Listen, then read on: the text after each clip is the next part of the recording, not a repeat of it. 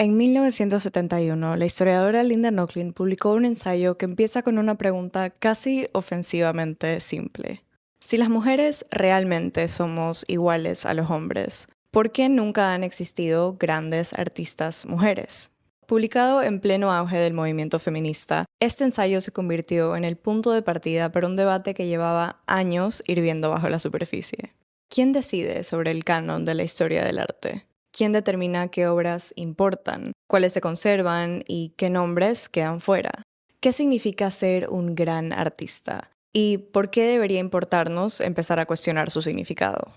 Pensando en las colecciones de arte más importantes del mundo, recorriéndolas seguro encontraríamos nombres como Picasso, Miguel Ángel, Rembrandt o Matisse. En cualquier libro sobre grandes genios artísticos, el orden de las cosas parece ser que en su mayoría sean hombres, provenientes de algún centro cultural en Europa o en América del Norte. Hasta hace poco las mujeres rara vez aparecían en la misma categoría, y esto sin mencionar artistas racializados, indígenas o queer. Nochlin recuerda a John Stuart Mill cuando dice que todo lo que es usual aparenta ser natural. Y quizás ahí esté una de las trampas más efectivas del canon, que lo aprendemos como si fuera el resultado natural del talento y no de una serie de decisiones históricas muy concretas que rara vez cuestionamos. Porque todos sabemos que la historia casi nunca refleja el orden natural de las cosas. Se construye y responde a los mismos sistemas de poder que durante siglos han determinado que hay ciertas narrativas más valiosas que otras. Esto es Hija del Internet. Soy Elisa, tu host, y en este episodio hablamos sobre la historia del arte, cómo se construye el canon que aprendimos, a quién sirve y desde dónde podemos empezar a cuestionarlo. Este episodio es para ti si te gusta la historia del arte, si la estudiaste, si la estás estudiando, y si no sabes mucho sobre ella pero quieres aprender, puedes tomarte esto como una introducción crítica. Tengo muchísimo que contarte, así que ponte cómodo, sírvete alguito. Y si eres nerd como yo, recuerda que siempre tienes mi lista de referencias en la descripción para que después del episodio puedas leer un poco más sobre lo que te interese. Cuando Nochlin se pregunta por qué no han existido grandes artistas mujeres, no lo hace para insinuar que sus nombres hayan sido simplemente olvidados, o para proponer que existe una conspiración para ocultar sus obras del público. Lo que vuelve tan incómodo y tan radical a su ensayo es que apunta a algo mucho más profundo, que la idea misma del genio artístico está construida sobre condiciones a las que históricamente las mujeres nunca tuvieron acceso. No hay grandes mujeres artistas, no porque no existiera talento, sino porque las instituciones que producen grandeza, academias, talleres, mecenazgos, fueron, durante la mayor parte de la historia, espacios cerrados para ellas. Y este argumento lo sostiene con ejemplos concretos, quizás el más fuerte siendo la prohibición del estudio de desnudos para artistas mujeres hasta finales del siglo XIX. Incluso para quienes se les permitía entrar en academias de arte, lo que no pasó con muy pocas excepciones hasta más o menos el mismo siglo, el estudio de la anatomía masculina estaba completamente fuera del currículum. Y sin ese entrenamiento era prácticamente imposible dedicarse a los géneros que se consideraban más prestigiosos, como la pintura histórica o las grandes escenas bíblicas y mitológicas. Esto, por supuesto, no quiere decir que no hubieran mujeres incursionando en estos géneros, como serían Artemisa Gentileschi o Angelica Kauffman. Y tampoco quiere decir que no hubieran obras excepcionales producidas en otros géneros. Lo que Nochlin propone es que, a pesar de que siempre han existido mujeres artistas, ninguna de ellas había logrado ser elevada, y decimos elevada entre comillas, a la categoría de genio o de gran artista. Un título que, vale la pena recordar, es conferido por las mismas instituciones que siempre las excluyeron. A este argumento central, Nochlin agrega otro que tiene menos que ver con las academias y más con las expectativas sociales. Durante una parte significativa de la historia se esperaba que las mujeres se dedicaran al hogar. Y para quienes contaban con el privilegio de ser parte de la aristocracia, la expectativa era que se formaran en diferentes talentos. Que sepan tocar algún instrumento, que sepan sostener una buena conversación, que aprendan idiomas y que sepan un poco de todo, pero de nada demasiado.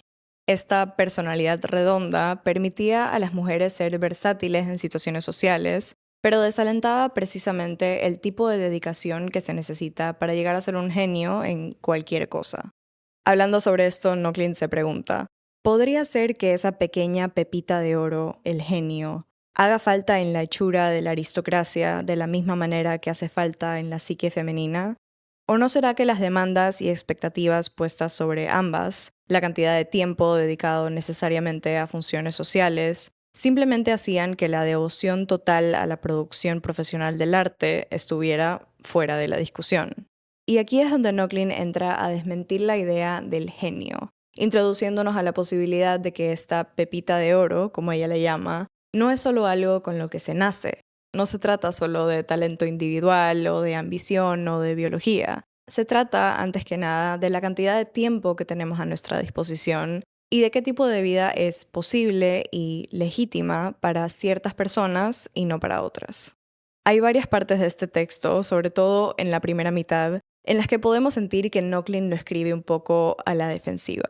El título es provocador, obviamente a propósito, pero desde el principio la autora anticipa la respuesta feminista y la necesidad o el deseo de corregir lo que su pregunta asume. Pero Nochlin no estaba buscando que salgan sus compañeras a decirle que, de hecho, sí han existido grandes mujeres artistas. Lo que está diciendo no es que haya que agregar mujeres al canon existente. En lugar de eso, nos deja con algo mucho más complicado de sostener. Dice: la falta no está en nuestros astros, en nuestras hormonas, en nuestros ciclos menstruales y tampoco en nuestros vacuos espacios internos, sino en nuestras instituciones y en nuestra educación. Parece probable que la respuesta del por qué no han existido grandes mujeres artistas no reside en la naturaleza del genio individual o en su falta, pero sí, en cambio, en las instituciones sociales previstas y lo que ellas prohíben o fomentan. A Nochlin no le interesaba reescribir el canon. Su objetivo, más bien, era cuestionar los valores que lo definen y que determinan qué se considera arte y quién tiene acceso a la grandeza.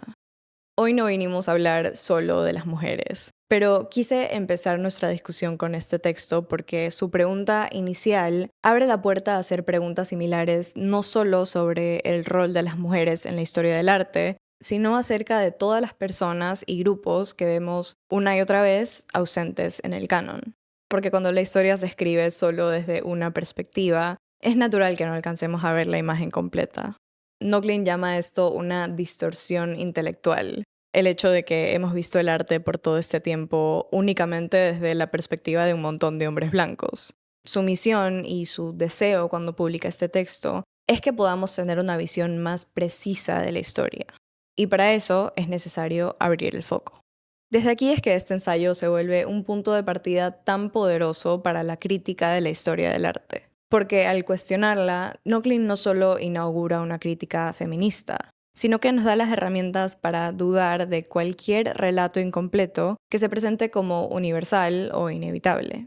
Partiendo justamente de este cuestionamiento, es que quiero traerte un segundo a lo que escribe Griselda Pollock en su libro Visión y Diferencia. Este es un texto denso, pero quise traerlo a este episodio porque aquí es donde pienso que vemos un posible siguiente paso para lo que plantea Nochlin. Una pista hacia dónde podemos dirigir la mirada más allá de la crítica. Reconociendo que la historia del arte es y ha sido una tradición selectiva, Pollock nos presenta a la historia del arte, con mayúsculas, esa que nos han enseñado, como solo una de las muchas historias posibles. En sus palabras, lo que conocemos como el canon no es más que una leyenda de creatividad cristiana, masculina y occidental. Y entonces su texto nos introduce a la posibilidad de que exista algo más grande, algo a lo que ella se refiere como las historias del arte en plural. Lo que me parece más importante rescatar de este texto es esta idea de la pluralidad de las historias del arte y la consigna de que si queremos cambiar el presente, es necesario estar dispuestos a reinterpretar el pasado. Esto, por supuesto, empieza por cuestionar lo que hemos aprendido y si no queremos todavía tirar el canon por la ventana, quizás podemos buscar examinarlo desde otra perspectiva. Antes de entrar en eso, quiero hacer una pausa para recordarnos algo que cuando empecé a escribir este episodio, yo tampoco sabía. Algo increíble que pasa con las historias, sobre todo cuando se las institucionaliza, como se ha hecho con la historia del arte, es que realmente no necesita pasar tanto tiempo para que las empecemos a tomar como hechos. Si me lo preguntabas hace un mes, te hubiera dicho que la historia del arte es tan antigua como la historia misma. Pero si bien el arte es muy antiguo, la práctica de categorizarlo y de determinar qué movimientos han sido relevantes y cuáles han sido sus grandes exponentes es mucho más reciente de lo que imaginamos. Es cierto que durante el Renacimiento fue un texto de Giorgio Vasari el que inauguró el interés de una sección muy nicho del público por las vidas de los artistas, y esto es lo que muchas veces consideramos como el inicio de la historia del arte. Pero la disciplina como la conocemos ahora, como campo de estudio académico, no se consolidó hasta alrededor del siglo XIX. Y esto es importante porque nos recuerda que, aunque hayamos aprendido las cosas de cierta manera, la forma en la que miramos y categorizamos el arte no está para nada escrita en piedra. Si algo, al ser una construcción relativamente nueva, podemos decir que está todavía más sujeta a cambios y cuestionamientos. Si has visitado algún museo en los últimos años, probablemente hayas notado que las cosas están cambiando. Muchas de las obras en exposición parecen ser las mismas, pero la forma en la que se presentan es distinta. Textos más largos que incluyen palabras como identidad, memoria, reparación o territorio, y exhibiciones que buscan recontextualizar y que dialogan con obras e ideas contemporáneas. Y aunque estas conversaciones hayan vuelto parte de lo que esperamos de estas instituciones, creo que conviene reconocer que este es un fenómeno bastante reciente y profundamente disputado. Nada de esto apareció en el museo de forma espontánea. Que se hable de raza, identidad o colonialidad es el resultado de décadas de trabajo crítico, como el de Nochlin y Pollock, y muchas otras historiadoras, curadoras y colectivos artísticos que se dedicaron a cuestionar estas instituciones desde dentro y desde fuera. Siguiendo esta línea de reexaminar el pasado, uno de los gestos de cambio más visibles de los últimos años ha sido el interés renovado en volver a mirar ciertas obras y movimientos artísticos. En particular, con la creciente diversidad en el campo de la historia del arte, la atención hacia sujetos y figuras antes ignoradas ha enriquecido y en algunos casos transformado historias que antes creíamos conocer. Un ejemplo reciente es el de la pintura ahora conocida como Retrato de Madeleine de Marie-Guillemine Benoit. Este cuadro ha formado parte de la colección del Louvre por casi 200 años y sin embargo la identidad de la mujer retratada permaneció durante mucho tiempo completamente desconocida. Durante años, la obra fue titulada simplemente Retrato de una mujer negra, y ese anonimato llegó incluso a ser leído como parte de la atracción y misterio alrededor de la obra. Todo esto hasta que en el 2019 una investigación reveló la identidad de la mujer en el retrato. Se trataba de Madeleine, una mujer de Guadalupe que había llegado a París tras la abolición de la esclavitud para trabajar en casa de los suegros del artista. A partir de este hallazgo, el cuadro fue renombrado y pasó a formar parte de una exhibición en el Museo d'Orsay dedicada a la representación de los modelos negros en las artes visuales. Esta exposición, que va muy en línea con la tendencia de estas grandes instituciones ahora recontextualizando sus obras en colección, estuvo a su vez inspirada por el trabajo de la historiadora y curadora Denise Murel, específicamente en su tesis doctoral para la Universidad de Columbia, en la que investiga el rol de los modelos negros en el desarrollo del arte moderno. Publicada en el 2013, la tesis de Murel abre con un análisis de uno de los cuadros más estudiados de la tradición moderna. Por todo lo que se había escrito de Olimpia, de Edouard Manet, parecía ser que casi toda la atención había estado centrada en la modelo en el centro del cuadro. La mujer negra que aparece junto a ella fue leída como un elemento secundario, casi funcional. Su presencia era visible en la imagen, pero prácticamente inexistente en la interpretación. Murel cuestiona esta lectura frontalmente. Para ella, Laure, cuyo nombre aparece en los diarios del propio Manet, no es un detalle decorativo, sino una figura central para entender el surgimiento del modernismo como movimiento. Su presencia, al igual que la presencia de los cuerpos racializados en las obras de Cézanne, Matisse o Degas, señala algo que la historia del arte había preferido ignorar: que la modernidad visual europea se construyó en gran parte a partir de cruces culturales y de una hibridez que pone en juego la idea de un canon puramente blanco. Exhibiciones como esta forman parte del trabajo de una nueva generación de historiadoras y curadoras interesadas en cuestionar y en algunos casos desarmar las estructuras coloniales del museo. Y es sobre este punto donde empieza a aparecer con más fuerza otra de estas palabras que hoy vemos por todos lados en textos curatoriales: decolonialidad. Una palabra no totalmente exenta de fricción. Porque si bien el concepto se ha vuelto casi un imperativo moral dentro de muchas instituciones culturales, sigue siendo profundamente debatible qué significa realmente decolonizar una disciplina. En el 2020, en respuesta a la creciente demanda por estudiantes y activistas, las historiadoras Dorothy Price y Catherine Grant publicaron un texto titulado Decolonizing Art History, donde invitaron a curadores, profesores y colegas a pensar en cómo podríamos empezar a confrontar el legado colonial de la disciplina. Algunas de las respuestas son deliberadamente incómodas. En especial me llamó la atención lo que plantea Tim Barringer, profesor de la Universidad de Yale, cuando nos recuerda que la historia del arte no es una disciplina colonizada que pueda simplemente liberarse. Es una disciplina que nació dentro del proyecto colonial europeo y por lo tanto no hay un estado de inocencia al que pueda regresar. Aún así, Barringer sostiene que su origen no la vuelve imposible de salvar. Lo que sí advierte es que si la historia del arte dejara de ser cuestionada, definitivamente dejaría de servir para algo. Por otro lado, respuestas como la de Naomi Beckwith, curadora del Museo de Arte Contemporáneo de Chicago, imaginan la decolonización menos como una corrección del pasado y más como una transformación del presente. Beckwith propone trabajar con una definición más amplia del arte y, en sintonía con Nochlin y Pollock, incluso cuestionar la idea misma de una narrativa oficial. De todo lo que leí para este episodio, este texto fue el que más claramente apunta hacia el futuro, y aunque muchas de las respuestas proponen soluciones institucionales, porque después de todo estamos hablando con personas que trabajan dentro de estas instituciones, me pareció importante que varias subrayen también la importancia de acercarse al público y sobre todo a los artistas contemporáneos que ya están trabajando dentro de estas preguntas. Porque la historia del arte no es solo lo que ya está escrito. Todos los años se agregan cientos de obras, artistas y movimientos, aunque nadie esté escribiendo sobre ellos. Mirar hacia atrás es necesario, pero no suficiente por sí solo. Y si queremos realmente empezar a imaginar el futuro, es necesario que prestemos atención a lo que se está creando ahora, dentro y fuera del museo. Existen muchos artistas contemporáneos que hoy trabajan directamente con la historia del arte como material. La revisan, la intervienen y en muchos casos la contradicen. Hoy voy a mencionar solo algunos, sabiendo que me faltan muchísimos, pero como siempre estoy queriendo aprender más sobre esto, te voy a dejar aquí una invitación para que me dejes en los comentarios los artistas y las obras que crees que deberíamos agregar a esta conversación. Por ahora hablemos de algunas obras que intervienen en el pasado para imaginar narrativas más amplias y quizás más honestas.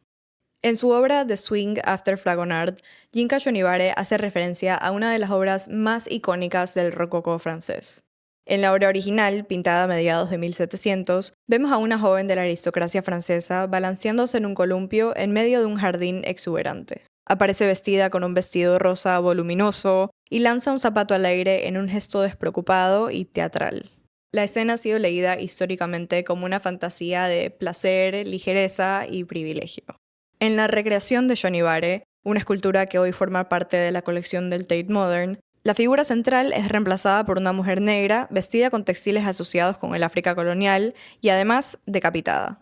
Este último gesto puede leerse como una referencia directa al destino literal de la aristocracia francesa tras la Revolución. Apenas 25 años después de que Fragonard pintara la obra original, la guillotina se convertiría en el símbolo de la caída de este mundo de excesos. Al mezclar iconografía europea con materiales cargados de historia colonial, Shonibare evidencia cómo la riqueza y la alta cultura occidental estuvieron siempre profundamente entrelazados con el colonialismo. El resultado no es una corrección histórica, sino una imagen familiar que de pronto deja al descubierto realidades políticas y raciales que siempre estuvieron ahí, aunque hayamos preferido no mirarlas. Algo similar ocurre en el trabajo de Kara Walker, que utiliza en varias de sus obras siluetas en papel recortado, un medio asociado históricamente con lo decorativo y lo doméstico, para construir escenas que abordan la historia de la esclavitud y la violencia racial en Estados Unidos. Sus figuras negras sobre muros blancos subvierten narrativas históricas que durante siglos han romantizado el pasado y en su lugar presentan imágenes cargadas de tensión sexual, brutalidad y ambigüedad moral. Al apropiar esta técnica y usarla para hablar de raza, poder y deseo, Walker transforma lo que pudiera leerse como una imagen inofensiva en una crítica a la manera en la que se ha contado y suavizado la historia.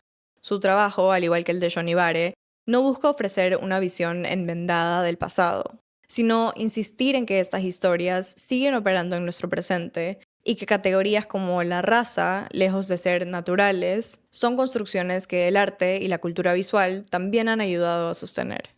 Otra artista que trabaja con imágenes históricas es Debbie Grossman, que en su proyecto My Python interviene fotografías de archivo para imaginar un pasado en el que la diversidad sexual no haya sido un tabú.